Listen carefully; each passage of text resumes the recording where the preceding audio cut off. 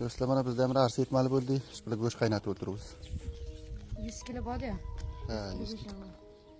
Qancha nafar bo'ladi bu 100 kilo go'sht arsada? Mana 6 nafarli non tayyorlaydi ertaga. Ha. Ha, yaxshi, yaxshi. Bu go'sht qaynagandan keyin nima qilasizlar buni? Mana tutadi deb shunga tayyorlab, yarmasini tayyorlab qo'zg'ayveramiz. Ha, tutiladi avval, ha? Ustaxonlari olinadi. Ustaxonlar juda bo'ladi. Ha, sut ham tayyorlanadimi? Sut ham tayyorlanadi. Ha, ha. Qozonda qiladi xayr. Ha, baxayr. Mana go'sht ham mayda-mayda pishiveribdi. Oshpaz aka, shu arsaga nima movodlar tayyorlanadi? Arsaya 3 ter go'sht, 1 ser yarma tashlanadi. Favqulodda shuni asos zadani arsa bo'ladi. Boshqa narsasi ham bor, bir shular bilanmi? Boshqa unga yog' tayyorlanadi. Nega? Qo'rmasi nafut tayyorlanadi. Mayiz tayyorlanadi, shakar tayyorlanadi, qaymoq tayyorlanadi bunga. Ha. Tayyorlanadi bunga. Xo'p, piyoz ham qaysi tayyorlanadi? Qo'rma tayyorlanadi? Piyoz qo'rma tayyorlanadi. Xo'p. Bu arsani o'zi ham bo'lsa bir go'sht, bir yarma degan. Yo'q. 3% go'sht bo'lmali, 1% yarma bo'lmali. Xo'p, boshqa narsa yo'q unga alayda. Yo'q, boshqa narsa yo'q. Xayr ko'ramiz bu oqshom siz bilan. Bu anxoyni ko'p bir mazali taomlari. Xo'p. Anxoy mardam ko'p pishiradi. Anxoydan boshqa yerdan bo'ladimi bu? Anxoydan boshqa yerda shu anxoyda oshpazlar bor pishirib keladi. Xo'p, Anxoydan. Bozorda, Surxonda. Boshqa yerlar mardimi ish qandoq?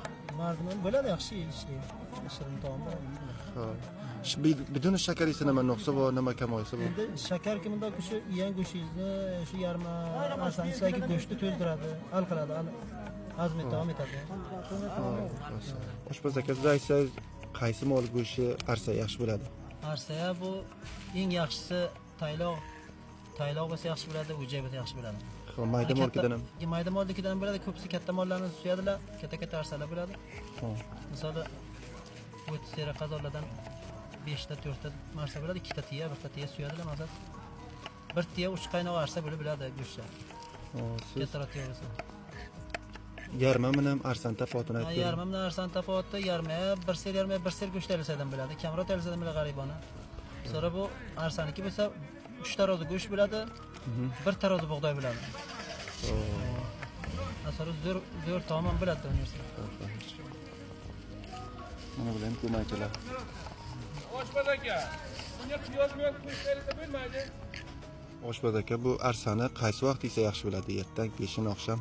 Bu arsani inshaalloh kecha pishirilib, ertaga barvaqtda yesa ko'p bir lazzatli taom bu. Ha.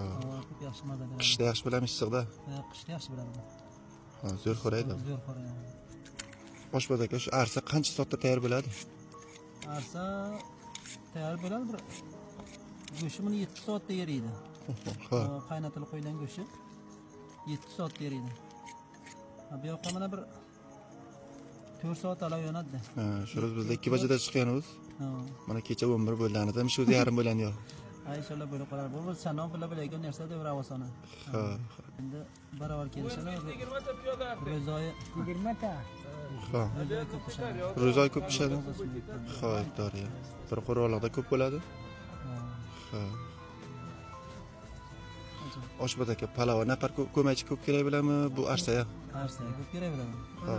Bir qaynoq arsa pishirganingizdan keyin 20 qaynoq palovni pishirsangiz, Aha.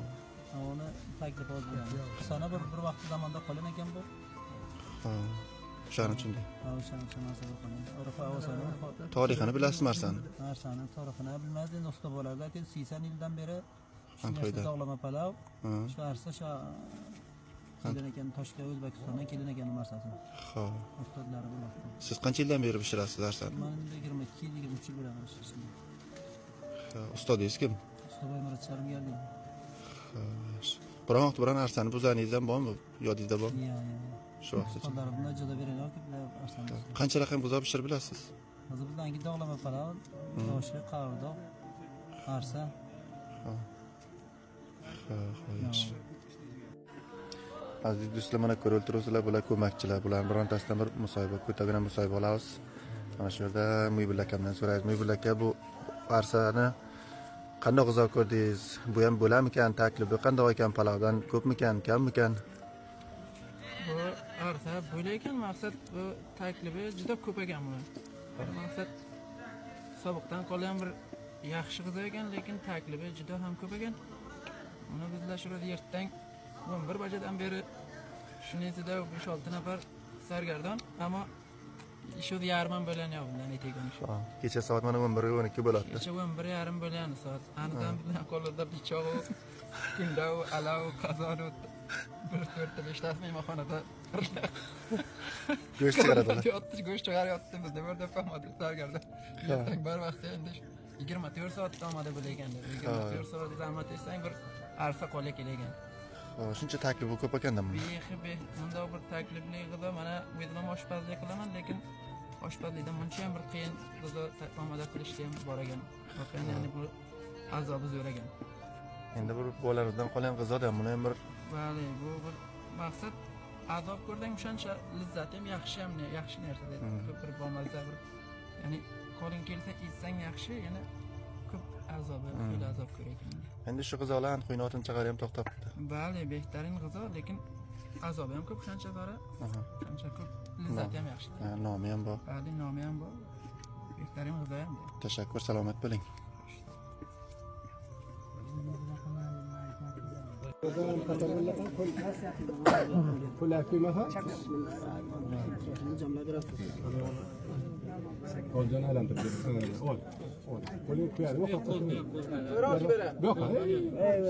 Buni ham go'sht qilib